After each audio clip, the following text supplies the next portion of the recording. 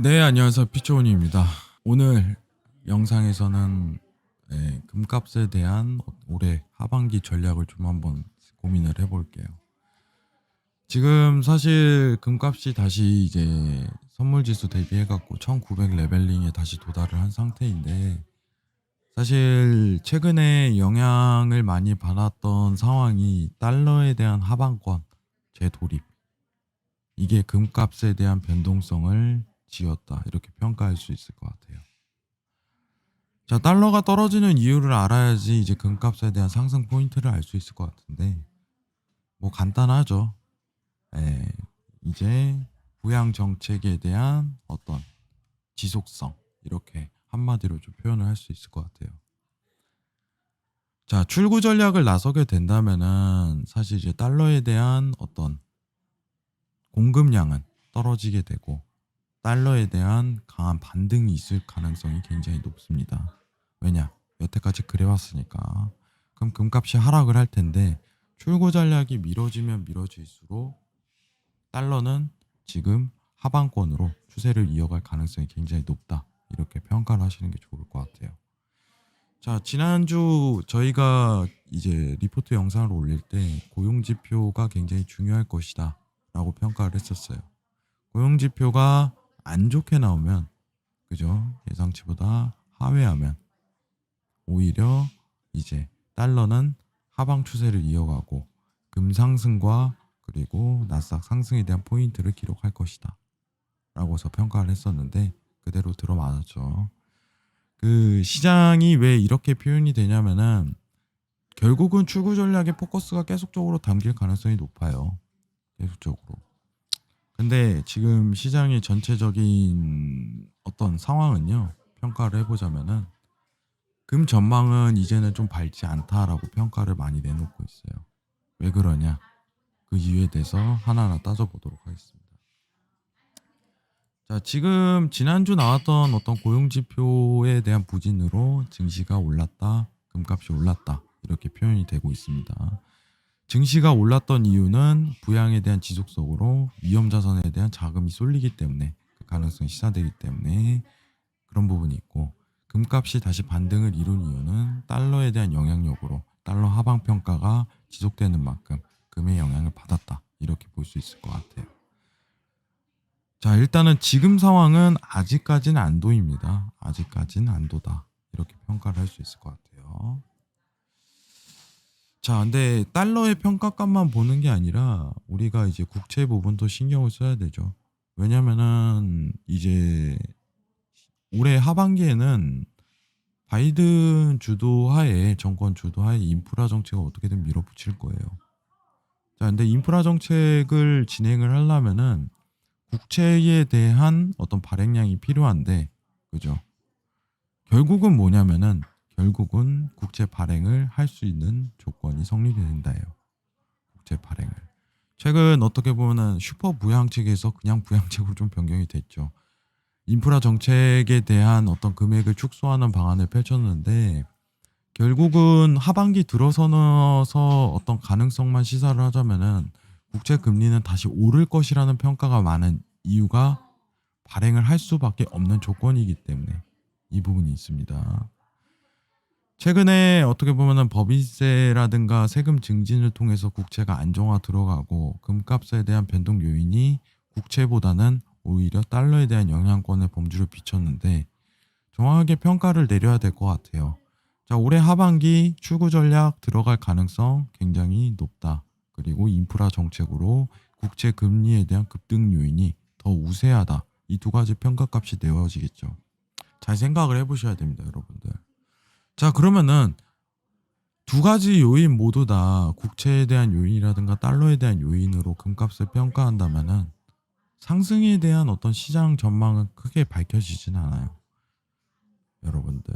이런 부분을 좀 평가를 해야 됩니다. 과거 어떻게 보면은 여러분들 출구 전략을 나설 때 이제 국채에 대한 포인트 자체도 어떻게 보면 계속적으로 올라갔던 상황이 연출이 됐었어요. 지금 네모난 칸을 보시면요, 국채 금리가 갑작스럽게 급등하는 포인트가 많이 나오죠. 그죠? 국채 금리가 두 번째 이제 표를 한번 보시기 바라요. 미국채 10년물에 대한 어떤 금리 포인트가 상승을 이루는데 이 구간 내에서는 사실상 이제 금값에 대한 어떤 하방 랠리가 계속적으로 지속할 가능성이 높습니다. 이해하실 거라고 생각을 해요. 다만 증시에 대한 전망은 그렇게 썩 어둡지는 않다. 조정적인 국면을 좀 겪을 가능성이 굉장히 높다만 평가를 하시는 게 좋아요. 그러나 금은 다릅니다. 금은 하방에 대한 랠리 그 가능성을 좀 시사하는 부분이 어떻게 보면 테이퍼링 이후에 가능성이 놓이는데 이 부분 관련해 갖고 반박하시는 분은 없어요. 사실 이제 증권 리포트를 보더라도 하반기에는 출구 전략을 언제 시작을 할 텐데 지금 포커스가 가장 놓이는 거는 언제 시작하냐죠. 일단 8월 잭슨홀 회의에서 이제 대대적인 발표가 있을 가능성이 높다라고서 평가를 하는 입장인데 결국은 달러는 상승을 할 것이고 이 추구 전략을 모색하면은 그리고 인프라 정책으로 국채 발행량은 늘어나는데 이제 연준에서 채권 매입을 축소하는 경향, 수요도를 줄이는 경향이 있기 때문에 국채 금리는 올라가게 되고 국채 가격은 하방권을 찍을 것입니다. 그러면은 금 전망은요 올해 하반기에는 하방 추세를 이어갈 수밖에 없는 조건이에요. 상황이. 지금 시장에서 고평가돼 있는 거는 어떻게 보면 부양에 대한 지속성, 딜레이 이 정도로 평가할 수 있을 것 같은데 여러분들이 아셔야 되는 거는 지금 증시에 대한 부분도 많이 보시겠지만 금값에 대한 앞으로 고점 갱신, 신고점 갱신에 대한 부분은 우려하지 않아도 된다. 이렇게 평가할 수 있을 것 같아요. 금이라는 게 원래 이제 해지 수단이죠. 사실 이제 어떻게 보면은 현금 보유량이 늘어날 시기에 금 보유량도 굉장히 많이 늘어나는데 달러의 평가가 어떻게 보면은 다시 강세장이 드러나고 이제 국채에 대한 매력도가 하락을 할 때 금값에 대한 매력도도 굉장히 하락할 것으로 보입니다, 여러분들. 자, 이제 마무리로 좀 금에 대한 차트를 보려고 그러는데 아, 자, 화면을 한번 보도록 하겠습니다. 자, 최근 금 추이예요. 일본 관점으로 좀 지켜보도록 하겠습니다. 사실 지금 상황에서 금이 고평가돼 있다는 얘기가 굉장히 많아요. 고평가돼 있다. 달러가 추가 하방권을 더 놓인다면 강세장을 피우겠지만 국채에 대한 금리 급등 요인도 언제 발생할지 모르고 금이 상단 랠리에 머물고 있다는 평가값이 굉장히 많습니다. 지금 60분 봉상 기준 위치값으로 본다면은 여러분들 1850포인트 이탈 나온다면은 금은 이제 하방에 대한 랠리권으로 재진입이 들어갈 가능성이 매우 높습니다. 매우 높아요. 이 부분도 충분히 인지하시기 바랄게요. 1800 이제 50포인트 이탈이죠. 그러면은 이제 하단 랠리 구간으로 1700포인트까지 다시 재도달될 가능성이 굉장히 높다는 부분을 평가할 수 있어요. 단기적으로. 네, 제가 이제 리포트를 분석하고 시장에 대한 전체적으로 어떤 컨센서스를 분석하면은 하반기 21년도 하반기의 시황이 전체적으로 달러 강세에 대한 표현과 국채 가격에 대한 하방 랠리에 대한 가능성이 너무 시사되어 있는 상황이고 이거는 어떻게 보면 출구 전략과 깊은 연관성, 인프라 정책과 깊은 연관성을 가집니다. 시장 전반적으로 어떻게 보면은 지금 금을 어떻게 보면은 더 추가적으로 현물 확보를 해도 되나요?라든가 어떤 매수 방향으로 더 사들이기에는 저는 굉장히 무리가 있다고 판단을 합니다. 여러분들 금 전망 밝지 않습니다. 이 부분만 평가를 드리겠고 요새 들어서 최근 나오는 내용이 굉장히 많아요. 제일 많이 나오는 내용이 이제 인프라 관련해 갖고 축소안인데 이 부분 관련해서 또 정리를 드리는 시간을 가지도록 하겠습니다.